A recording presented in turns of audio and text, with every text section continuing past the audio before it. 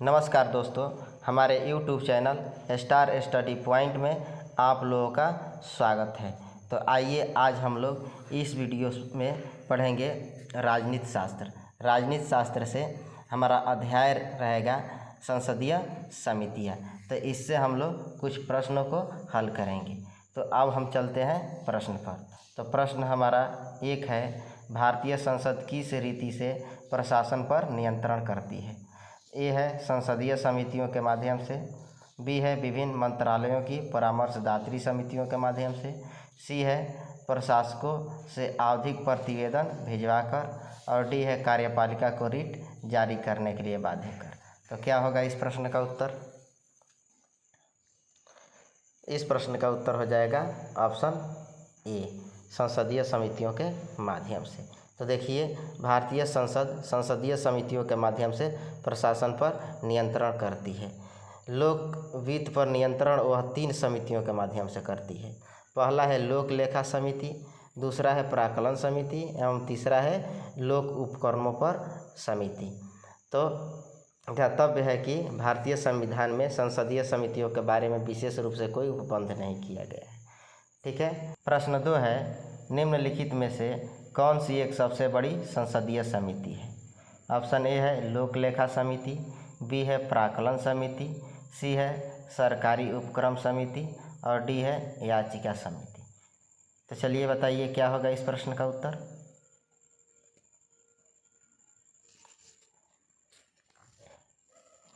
Option जो है B हो जाएगा प्राक्कलन समिति। प्राक्कलन समिति जो है संसद की सबसे बड़ी समिति है। संसद का बहुत सा काम जो है सभा की समितियों द्वारा निपटाया जाता है, जिन्हें संसदीय समितियां कहते हैं। संसदीय समिति से तात्पर्य उस समिति से है जो सदन द्वारा नियुक्त या निर्वाचित की जाती है अथवा अध्यक्ष या सभापति द्वारा नाम निर्देशित की जाती है तथा अपना प्रतिवेदन सदन को या अध्यक्ष यानी सभापति को प्रस्तुत करती है। अपनी प्रकृति के अनुसार संसदीय समितियां 2 प्रकार की होती है, अस्थायी समिति एवं तदर्थ समितियां। तो इसमें एक है लोक लेखा समिति। तो लोक लेखा समिति क्या है? दोनों सदनों द्वारा निर्वाचित कुल 22 सदस्य इस समिति के सदस्य होते हैं, जिनमें 15 सदस्य जो है लोकसभा से और 7 सदस्य जो है राज्यसभा से आते हैं। यह समिति भारत सरकार के विनियोग, लेखा और उन पर नियंत्रण तथा महालेखा परीक्षक के प्रतिवेदन की जांच करती है। तो इस समिति का कार्यकाल 1 वर्ष का होता है। दूसरा है प्राक्कलन समिति। इस समिति में सदस्यों की संख्या 30 होती है। इसके सदस्य केवल लोकसभा द्वारा निर्वाचित होते हैं। इसका कार्यकाल 1 वर्ष होता है। प्राक्कलन समिति यह बताती है कि प्राक्कलनों में निहित नीति के अनुरूप क्या मितव्ययिता बरती जा सकती है तथा संगठन कार्यकुशलता और प्रशासन में क्या सुधार किए जा सकते हैं। तीसरा है सरकारी उपक्रम समिति। इस समिति में कुल 22 सदस्य होते हैं, जिनमें 15 लोकसभा और 7 राज्यसभा द्वारा निर्वाचित होते हैं। इस समिति का कार्यकाल 1 वर्ष का होता है। यह समिति सरकारी उपक्रमों के प्रतिवेदनों और लेखाओं की जांच तथा यदि सरकारी उपक्रमों के संबंध में भारत के नियंत्रक व महालेखा परीक्षक की कोई रिपोर्ट हो तो उसकी जांच भी करती है। यह सरकारी उपक्रमों की स्वायत्तता और कार्यकुशलता के संदर्भ में भी जांच करती है। तो यह जो है उपयुक्त तीनों समितियां सार्वजनिक व्यय पर संसदीय नियंत्रण का अंग है, जबकि भारत का नियंत्रक व महालेखा परीक्षक संघ तथा राज्य दोनों के लेखाओं के परीक्षण का कार्य करता है। अब है याचिका समिति। याचिका समिति के सदस्यों की संख्या लोकसभा में 15 तथा राज्यसभा में 10 होती है। इसके सदस्य जो है अध्यक्ष या सभापति द्वारा नाम निर्देशित होते हैं। इसका कार्यकाल नियत नहीं होती है। ठीक है। पुनर्गठन किए जाने तक यह समिति बनी रहती है। इस समिति का कार्यकाल लोकसभा या राज्यसभा को प्रस्तुत की गई है। याचिकाओं पर विचार करना और प्रतिवेदन प्रस्तुत करना जो है इनका कार्य है। ठीक है। प्रश्न 3 है, भारतीय संसद की सबसे बड़ी समिति कौन सी है? ये है लोक लेखा समिति, बी है प्राकलन समिति, सी है लोक उपक्रम समिति और डी है याचिका समिति। तो क्या होगा इसका उत्तर? ऑप्शन जो है बी हो जाएगा। ठीक है, प्राकलन समिति। प्रश्न 4 है, प्राकलन समिति के सदस्यों का कार्यकाल होता है। ए है 2 वर्ष का, बी है 1 वर्ष का, सी है 3 वर्ष का, डी है 4 वर्ष का। तो क्या होगा इसका उत्तर? ऑप्शन जो है बी हो जाएगा, 1 वर्ष का। 5 नंबर प्रश्न है, निम्न में से कौन सा सार्वजनिक व्यय पर संसदीय नियंत्रण का अंग नहीं है? ए है लोक लेखा समिति, बी है भारत का नियंत्रक व महालेखा परीक्षक, सी है प्राकलन समिति, डी है सार्वजनिक उपक्रम समिति। तो क्या होगा इस प्रश्न का उत्तर? ऑप्शन जो है बी हो जाएगा, भारत का नियंत्रक व महालेखा समिति। 6 नंबर प्रश्न है, संसद की अस्थायी समिति के सदस्यों को लोकसभा एवं राज्यसभा से किस अनुपात में लिया जाता है? ए है क्रमशः 2 और 1 के अनुपात में, बी है क्रमशः 3 और 1 के अनुपात में, सी है क्रमशः 4 और 1 के अनुपात में, डी है दोनों सदनों से समान संख्या में। तो क्या होगा उत्तर इसका? इस प्रश्न का उत्तर हो जाएगा ऑप्शन ए, क्रमशः 2 और 1 के अनुपात में। संसदीय समितियों को मुख्यतः 2 भागों में विभाजित किया जाता है। पहली अस्थायी समिति और दूसरी तदर्थ समिति के नाम से जानी जाती है। सदन विशेष की अस्थायी समितियों तथा कुछ अपवाद स्वरूप कुछ विशिष्ट समितियों को छोड़कर संसद के दोनों सदनों के सदस्यों से मिलाकर बनने वाली सभी अस्थायी समितियों में लोकसभा एवं राज्यसभा के सदस्यों का अनुपात जो है लगभग क्रमशः 2 और 1 का होता है। ठीक है। 7 नंबर प्रश्न है, निम्नलिखित कथनों पर विचार कीजिए। 1 है लोक लेखा समिति का अध्यक्ष लोकसभा अध्यक्ष द्वारा नियुक्त किया जाता है। 2 है लोक लेखा समिति के लोकसभा सदस्य लोक लेखा समिति में लोकसभा सदस्य, राज्यसभा सदस्य और उद्योग तथा व्यापार के कुछ जाने माने व्यक्ति सम्मिलित होते हैं। उपयुक्त कथनों में से कौन से कथन सही है? तो ये है केवल 1, बी है केवल 2, सी है 1 और 2 दोनों, डी है ना तो 1 और ना ही 2।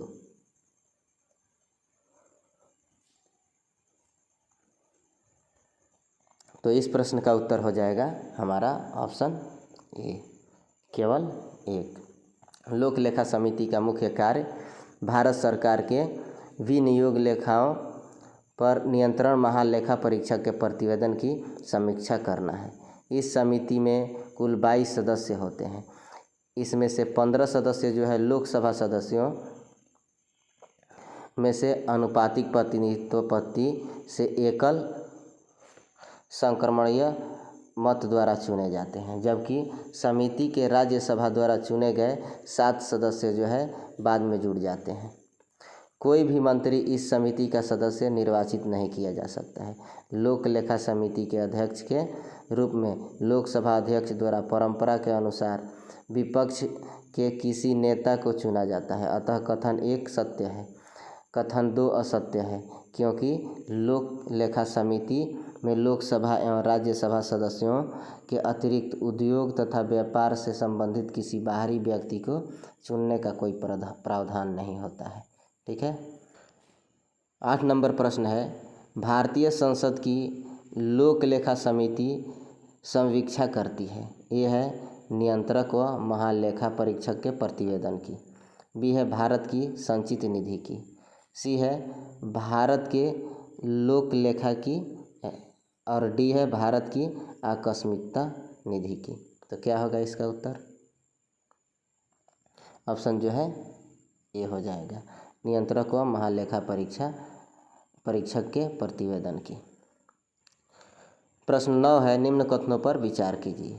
1 है लोक लेखा तथा सार्वजनिक उपक्रमों की समितियों से राज्यसभा के सदस्य भी संबंधित होते हैं, जबकि प्राकलन समिति के लिए सदस्य केवल लोकसभा से ही लिए जाते हैं। 2 है संसदीय कार्य मंत्रालय कुल मिलाकर संसदीय कार्यों की मंत्रिमंडलीय समिति के निर्देशन में कार्य करता है। 3 है विभिन्न मंत्रालयों में भारत सरकार द्वारा गठित समितियों, परिषदों, मंडलों एवं आयोगों के सदस्यों को संसदीय कार्य मंत्री नामित करता है। इनमें से कौन से कथन सत्य है? ए है 1 और 2, बी है 2 और 3, सी है 1 और 3 और डी है 1, 2 और 3। तो क्या होगा उत्तर इसका? ऑप्शन जो है डी हो जाएगा, 1, 2 और 3। 10 नंबर प्रश्न है, संसद की लोक लेखा समिति का प्रमुख कार्य है। ये है शासन के वित्तीय लेखा एवं विनियम तथा कंप्ट्रोलर एवं ऑडिटर जनरल की रिपोर्ट का परीक्षण। बी है सार्वजनिक क्षेत्र की इकाइयों के उच्च पदों पर नियुक्ति करना। सी है नीति के अनुसार वित्तीय प्रावधान का परीक्षण और डी है इनमें से कोई नहीं। तो क्या होगा इसका उत्तर? ऑप्शन जो है ये हो जाएगा। ठीक है, शासन के वित्तीय लेखा एवं विनियम तथा कंप्ट्रोलर एवं ऑडिटर जनरल की रिपोर्ट पर का परीक्षण करना। ठीक है, लोक लेखा समिति लोक व्ययों पर नियंत्रण रखने वाली एक संसदीय समिति है। इनमें लोकसभा के 15 और राज्यसभा के 7 सदस्यों समेत कुल 22 सदस्य होते हैं। इनका उद्देश्य लोक व्यय के दुरुपयोग एवं अनियमितताओं को सदन के समक्ष उजागर करना होता है। यह उन लोक प्राधिकारियों के विरुद्ध कार्यवाही की भी सिफारिश करती है जो व्यय के दुरुपयोग हेतु उत्तरदायी पाए जाते हैं।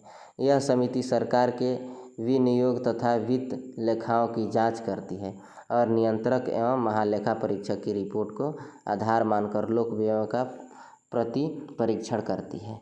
सामान्यतः विपक्ष के लोकसभा सदस्य को इसका अध्यक्ष नियुक्त किए जाने की प्रथा है। लोक लेखा समिति के अध्यक्ष की नियुक्ति लोकसभा के स्पीकर द्वारा की जाती है। लोक लेखा समिति द्वारा अपनी रिपोर्ट लोकसभा के स्पीकर को ही प्रस्तुत की जाती है। 11 नंबर प्रश्न है, सार्वजनिक लेखा समिति अपनी आख्या प्रस्तुत करती है। ए है संसद को, बी है राष्ट्रपति को, सी है प्रधानमंत्री को, डी है वित्त मंत्री को। तो क्या होगा इस प्रश्न का उत्तर? ऑप्शन ए हो जाएगा संसद को। ठीक है, प्रश्न 12 है, लोक लेखा समिति अपनी रिपोर्ट प्रस्तुत करती है। ए है नियंत्रक एवं महालेखा परीक्षक को, बी है लोकसभा के स्पीकर को, सी है संसदीय मामलों के मंत्री को और डी है भारत के राष्ट्रपति को। तो क्या होगा इस प्रश्न का उत्तर? तो इस प्रश्न का उत्तर हो जाएगा ऑप्शन जो है बी, लोकसभा के स्पीकर को। ठीक है, अगला प्रश्न है, लोक लेखा समिति की रिपोर्ट प्रस्तुत की जाती है। तो ये है लोकसभा में, बी है राष्ट्रपति कार्यालय में, सी है वित्त मंत्रालय में और डी है प्रधानमंत्री कार्यालय में। तो क्या होगा इसका उत्तर? ऑप्शन जो है ये हो जाएगा लोकसभा में। प्रश्न 14 है, लोक लेखा समिति में निम्नलिखित सदस्य होते हैं। नीचे दिए गए कूट से सही उत्तर दीजिए। तो लोकसभा, राज्यसभा और कुल दिया है, तो इसमें से हमें चुनना है। तो क्या होगा इस प्रश्न का उत्तर? ऑप्शन बी हो जाएगा, लोकसभा में 15, राज्यसभा में 7, कुल कितना होते हैं? 22 होते हैं। ठीक है, 15 नंबर प्रश्न है, निम्नलिखित कथनों पर विचार कीजिए। लोक लेखा की संसदीय समिति, एक है लोकसभा के अधिकतम 25 सदस्यों से गठित होती है। 2 है सरकार के विनियोग तथा वित्त लेखाओं की जांच करती है। 3 है भारत के नियंत्रक महालेखा परीक्षक की रिपोर्ट की जांच करती है। उपयुक्त कथनों में से कौन सही है? तो ए है केवल 1, बी है 2 और 3, सी है केवल 3 और डी है 1, 2 और 3। तो क्या होगा उत्तर इसका? ऑप्शन जो है बी हो जाएगा, केवल 2 और 3। 16 नंबर प्रश्न है, भारतीय संसद की लोक लेखा समिति के अध्यक्ष को कौन मनोनीत करता है? तो ये है लोकसभा का अध्यक्ष, बी है प्रधानमंत्री, सी है राष्ट्रपति और डी है राज्यसभा के सभापति। तो क्या होगा इसका उत्तर? ऑप्शन जो है ये हो जाएगा, लोकसभा का अध्यक्ष। 17 नंबर प्रश्न है, सूची 1 को सूची 2 के साथ सुमेलित कीजिए तथा सूचियों के नीचे दिए गए कूट का प्रयोग कर सही उत्तर चुनिए। सूची 1 में है ए लोकलेखा समिति, बी याचिका समिति, सी स्टॉक बाजार स्कैम संयुक्त समिति और डी विभागीय समिति। सूची 2 में है 1 तदर्थ समिति, 2 स्टैंडिंग समिति, 3 वित्तीय समिति, 4 कार्यकारी समिति। तो क्या होगा इसमें, देखिए मिलान करते हैं तो हमारा जो है लोक लेखा समिति चला जाएगा वित्तीय समिति में, ठीक है। लोक लेखा समिति आ जाएगा 3 में वित्तीय समिति में। उसके बाद से याचिका समिति कार्यकारी समिति में जाएगा। याचिका समिति आ जाएगा हमारा 4 में कार्यकारी समिति। उसके बाद से है स्टॉक बाजार इसका, तो ये चला जाएगा तदर्थ समिति, तदर्थ समिति 1 में चला जाएगा। उसके बाद से विभागीय समितियाँ, विभागीय समितियाँ हो जाएगा स्टैंडिंग समिति, तो ये हो जाएगा 2 में। तो इस तरह से हम देखते हैं, तो इस प्रश्न का उत्तर हमारा क्या हो जाएगा, ऑप्शन सी हो जाएगा, ठीक है।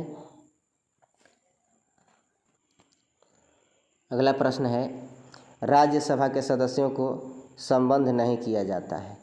यह है पब्लिक अकाउंट्स कमेटी से, 2 है इंस्ट्रूमेंट कमेटी से, 3 है सार्वजनिक उद्यमों की कमेटी से। अपना उत्तर दिए गए कूट से चुनिए। कूट ए है 1 और 2, बी है 3, सी है 2, डी है 1 और 3। तो क्या होगा उत्तर इसका, 2 हो जाएगा, ठीक है। प्राक्कलन या आकलन कमेटी के सभी 30 सदस्य लोकसभा के लिए जाते हैं तथा इसमें राज्यसभा के सदस्यों को संबद्ध नहीं किया जाता है। जबकि लोक लेखा कमेटी और सार्वजनिक उद्यमों की कमेटी दोनों में 15 सदस्य लोकसभा से और 7 सदस्य राज्यसभा से चुने जाते हैं।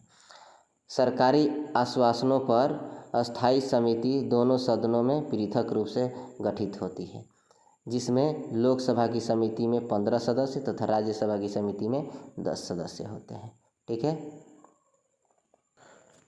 19 नंबर प्रश्न है, निम्नलिखित में से किस समिति में राज्यसभा का प्रतिनिधित्व नहीं होता है। तो ये है लोक लेखा समिति, बी है सार्वजनिक उपक्रमों की समिति, उसके बाद सी है आकलन समिति, डी है सरकार की आश्वासन समिति। तो क्या होगा इस प्रश्न का उत्तर, ऑप्शन सी हो जाएगा, आकलन समिति, ठीक है। 20 नंबर प्रश्न है, प्राक्कलन समिति संसद के किस सदन के सदस्यों से गठित की जाती है। यह है दोनों सदनों के सदस्यों से, बी है राज्यसभा के सदस्यों से, सी है लोकसभा के सदस्यों से और डी है उपयुक्त में से कोई नहीं। तो क्या होगा इस प्रश्न का उत्तर,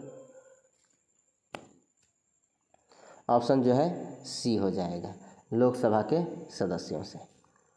21 नंबर प्रश्न है, निम्नलिखित में से कौन सी भारतीय संसद की वित्तीय समितियां हैं। यह है प्राक्कलन समिति, बी है लोक लेखा समिति, सी है लोक उपक्रम समिति और डी है संसद सदस्यों के वेतन तथा भत्तों संबंधी संयुक्त समिति। तो क्या होगा इस प्रश्न का उत्तर, इस कूट से उत्तर चुनना है। ए में ए, सी और डी, बी में ए, बी और डी, सी में दिया है ए, बी और सी और डी में बी, सी और डी। तो उत्तर हो जाएगा इसका ऑप्शन जो है सी, ए, बी और सी। भारतीय संसद की वित्तीय अस्थायी समितियां निम्न होती है। पहला है प्राक्कलन समिति, इसमें 30 सदस्य होते हैं जो 1 वर्ष के लिए कार्य करते हैं। दूसरा है लोक लेखा समिति, इसमें 22 सदस्य होते हैं, 15 जो है लोकसभा से और 7 राज्यसभा से जो 1 वर्ष के लिए कार्य करते हैं। और 3 है लोक उपक्रम समिति, इसमें भी 22 सदस्य होते हैं, 15 लोकसभा से और 7 राज्यसभा से जो 1 वर्ष के लिए कार्य करते हैं, ठीक है। 22 नंबर प्रश्न है, निम्नलिखित में से कौन सी भारतीय संसद की वित्तीय समितियां हैं। 1 है सार्वजनिक लेखा समिति, 2 है प्राक्कलन समिति, 3 है सार्वजनिक उपक्रम समिति। नीचे दिए गए कूट से सही उत्तर का चयन करना है। ए में दिया है केवल 1, बी में 1 और 2, सी में 1 और 3, डी में 1 2 3। तो क्या होगा इसका उत्तर? ऑप्शन जो है डी हो जाएगा, 1 2 और 3। अगला प्रश्न है, निम्नलिखित में से कौन संसद की अस्थायी समिति नहीं है? ये निगेटिव प्रश्न है, नहीं चुनना है। तो ए है लोक लेखा समिति, बी है आकलन समिति, सी है अनुसूचित जातियों अनुसूचित जनजातियों की कल्याण समिति और डी है सार्वजनिक उपक्रम समिति। तो क्या होगा इस प्रश्न का उत्तर? देखिए, संसदीय समितियाँ 2 प्रकार की होती है, अस्थायी समिति और दूसरा है तदर्थ समिति। अस्थायी समितियों में 3 मुख्य वित्तीय समितियाँ, आकलन समिति, लोक लेखा समिति, सार्वजनिक उपक्रम समिति। अन्य अस्थायी समितियों में जांच समिति, संवीक्षण समिति, सदन के दिन प्रतिदिन की कार्यवाही से संबंधित समिति, अनुसूचित जातियों और अनुसूचित जनजातियों के कल्याण पर समिति, सदस्यों की सुविधाओं के प्रावधानों से संबंधित समिति आदि शामिल है। अतः प्रश्नानुसार चारों विकल्प में उल्लिखित समितियाँ अस्थायी समिति है। तो इस विकल्प में जो दिया है चारों क्या है? अस्थायी समिति है। ठीक है, ये चारों जो है हमारा अस्थायी समिति है। ए भी है, बी है और सी है, डी भी है। ठीक है। 24 नंबर प्रश्न है, निम्नलिखित में से किसके बारे में संसदीय समिति गठित नहीं की गई? तो ये निगेटिव प्रश्न है। यहाँ है ए सार्वजनिक उद्यमों के बारे में, बी है सरकारी आश्वासनों के बारे में, सी है आकलनों के बारे में और डी है अल्पसंख्यकों के कल्याण के बारे में। तो क्या होगा उत्तर इसका? ऑप्शन जो है डी हो जाएगा, अल्पसंख्यकों के कल्याण के बारे में। संसद की सार्वजनिक उपक्रम समिति सार्वजनिक क्षेत्र के उद्योगों के संदर्भ में नियंत्रण एवं महालेखा परीक्षक की रिपोर्ट की जांच करने तथा सार्वजनिक उद्यमों के प्रबंधन एवं उनके कुशलतापूर्वक चलाए जाने की जांच करती है। प्रत्येक सदन की सरकारी आश्वासनों संबंधी समितियां जो है मंत्रियों द्वारा सदन में दिए गए आश्वासनों, वादों एवं संकल्पों पर उनके कार्यान्वित होने तक नज़र रखती है। संसद की प्राक्कलन समिति आकलनों की जांच, मितव्ययिता एवं धन के व्यय पर निगरानी रखती है। अल्पसंख्यकों के कल्याण हेतु संसदीय समिति नहीं है, बल्कि इसके लिए अल्पसंख्यक आयोग का गठन किया गया है। ठीक है। अगला प्रश्न है, रेलवे अंचलों के लिए संसद सदस्यों की परामर्शदात्री समिति का गठन किया जाता है। यह है भारत के राष्ट्रपति द्वारा, बी है रेल मंत्रालय द्वारा, सी है संसदीय कार्य मंत्रालय द्वारा और डी है परिवहन मंत्रालय द्वारा। तो क्या होगा इस प्रश्न का उत्तर? तो देखिए, संसदीय कार्य मंत्रालय रेलवे के प्रत्येक जोन के लिए सलाहकारी समिति का गठन करता है। इसमें संबंधित जोन की सीमा से चुने गए सांसद सदस्य होते हैं। तो इस प्रकार से हम देखते हैं इस प्रश्न का उत्तर क्या हो जाएगा? ऑप्शन सी हो जाएगा, संसदीय कार्य मंत्रालय द्वारा। अगला प्रश्न है, 2G स्पेक्ट्रम मुद्दे की जांच करने के लिए बनाई गई संयुक्त संसदीय समिति में शामिल है। तो यह है दोनों सदनों से प्रत्येक के 15 सदस्य, बी है 20 सदस्य लोकसभा से तथा 10 सदस्य राज्यसभा से, सी है 18 सदस्य लोकसभा से तथा 12 सदस्य राज्यसभा से और डी है 16 सदस्य लोकसभा से तथा 14 सदस्य राज्यसभा से। तो क्या होगा इस प्रश्न का उत्तर? ऑप्शन जो है बी होगा। ठीक है, 20 सदस्य लोकसभा से तथा 10 राज्यसभा से। अगला प्रश्न है, 2G स्पेक्ट्रम कांड की जांच करने हेतु बनी संसद की संयुक्त समिति का अध्यक्ष कौन है? तो ए है मुरली मनोहर जोशी, बी है PC चाको और सी है AV वर्धन और डी है सीता राम येचुरी। तो क्या होगा इस प्रश्न का उत्तर? इसका उत्तर जो है ऑप्शन बी हो जाएगा, PC चाको। 2G स्पेक्ट्रम घोटाले की जांच हेतु संयुक्त संसदीय समिति जो है JPC के प्रस्ताव को लेकर लोकसभा द्वारा 24 फरवरी 2011 को एवं राज्यसभा द्वारा 1 मार्च 2011 को पारित किया गया तथा 4 मार्च 2011 को संयुक्त संसदीय समिति गठित की गई। इस संयुक्त संसदीय समिति में कुल 30 संसद सदस्य शामिल किए गए थे। जिसमें से 20 लोकसभा से तथा 10 राज्यसभा से थे। इस समिति के अध्यक्ष PC चाको थे तथा इसने अपनी रिपोर्ट अक्टूबर 2013 में तत्कालीन लोकसभा स्पीकर मीरा कुमार को सौंपी थी। ठीक है। अगला प्रश्न है, भारत की संसद के संदर्भ में निम्नलिखित में से कौन सी संसदीय समिति इसकी समीक्षा करती है और सदन को सूचित करती है कि जो विनियम, नियम, उपनियम, उपविधि आदि बनाने की शक्तियाँ संविधान द्वारा प्रदत्त है या सदन द्वारा प्रत्यायोजित है, उनका कार्यपालिका द्वारा इन प्रत्यायोजनों की परिधि के भीतर उचित प्रयोग हो रहा है। तो ये है सरकारी आश्वासनों संबंधी समिति।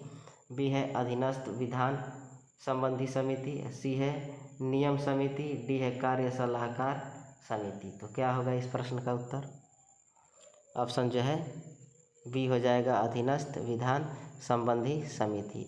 अधीनस्थ या प्रत्यायोजित विधायन उन नियमों, विनियमों, उपनियमों, उपविधियों आदि को कहा जाता है जो इस संसद द्वारा किसी अधीनस्थ को प्रत्यायोजित विधायी कृत्य के अनुसरण में निर्मित किया जाता है। अधीनस्थ विधायन संबंधी समिति जो है ही सदन को सूचित करती है कि प्रत्यायोजित शक्तियों का प्रयोग प्रत्यायोजनों की परिधि के भीतर उचित रूप से हो रहा है। तो अगला प्रश्न है, भारत में दूरसंचार, बीमा, विद्युत आदि जैसे क्षेत्रों में स्वतंत्र नियामकों का पुनरीक्षण निम्नलिखित में से कौन करते हैं? यह है संसद द्वारा गठित तदर्थ समितियाँ। 2 है संसदीय विभाग संबंधी अस्थायी समितियाँ। 3 है वित्त आयोग। 4 है वित्तीय क्षेत्र विधायी सुधार आयोग और 5 है नीति यानी NITI आयोग। नीचे दिए गए कूट से सही उत्तर चुनना है। तो ये है 1 और 2, बी है 1, 3 और 4, सी है 3, 4, 5 और डी है 2 और 5। तो क्या होगा उत्तर इसका? ऑप्शन जो है ये हो जाएगा 1 और 2। तो चलिए दोस्तों, इस वीडियो का हमारा जो है यह अंतिम प्रश्न था। तो इसी तरह के प्रश्नों के लिए जो है आप हमारे चैनल को सब्सक्राइब करें और हमारे इस वीडियो को लाइक ज़रूर करें। तो अब हम चलते हैं, फिर मिलेंगे अगले वीडियो में। धन्यवाद।